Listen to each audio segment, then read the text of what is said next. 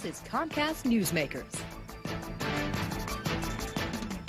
Hi, everybody. Welcome back to our show. According to the Autism Society of America, 1 to 1.5 million Americans have autism.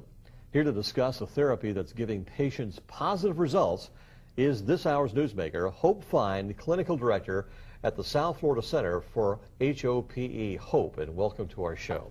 It's good to have you here. Nice to be here. Now, this is a brand new type of approach towards autism, and it involves hyperbaric oxygenation. Correct. Tell us what that's all about. Hyperbaric oxygen therapy is 100% oxygen under pressure. The child goes into a cylindrical chamber, and while they're in there, they're watching television, they're playing. They absolutely love it. We call it the rocket. And they come running in, and usually the first treatment, the parent is very apprehensive. I don't think my child's going to go in there.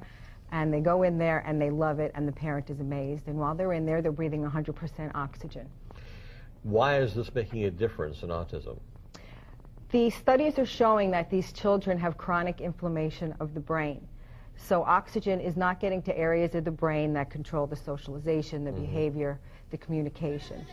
So while they're under the 100% oxygen and they're in the pressure, in the chamber, the oxygen is getting to those areas. Now, we have an example on the screen right now of one of the patients going in there. The results have been very positive, I guess. Unbelievable. Really? Yes. Has this changed the way people are looking at treating autism? Well, it is one treatment for autism. You know, it's a multifactional disease. They still need to have behavior therapy. They still may need some occupational therapy. They may need a special diet. But this is part of the puzzle, and it's the biggest part of the puzzle. This makes everything come together. What happens to the brain that really benefits them when they go into this oxygenation chamber? Well, the oxygen decreases the inflammation, so that it allows the blood flow to get to those depressed areas. And you see results on an ongoing basis. How long do they stay into this chamber, by the way? They're in there about an hour and 15 minutes. Really? And yes. How many times a week? 5 days a week. 5 days a week? Yes. Okay. Yes. So is this something they have to do on an ongoing basis for the rest of their lives? Well, the standard protocol is 40 treatments.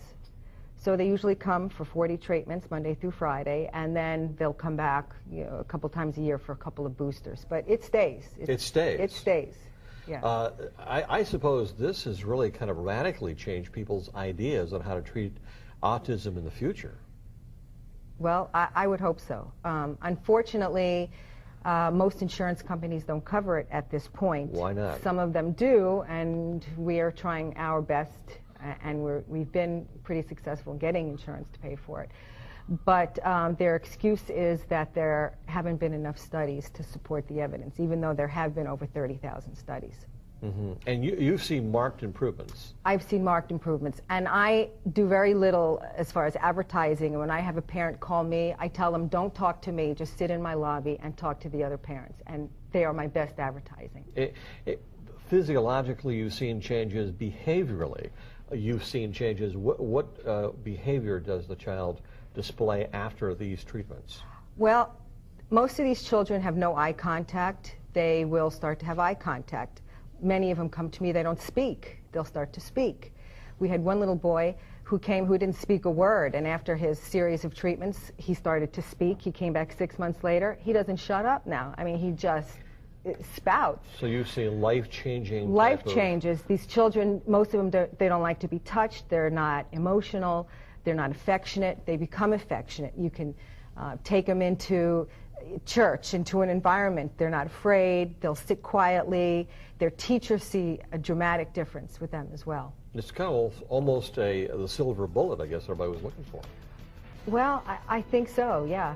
Part of the puzzle. Yeah, it's a big part of the puzzle. Thanks very much. This hour's newsmaker has been Hope Fine discussing hyperbaric oxygen therapy for autism patients. I'm Spiro Canton. Thank you for joining us.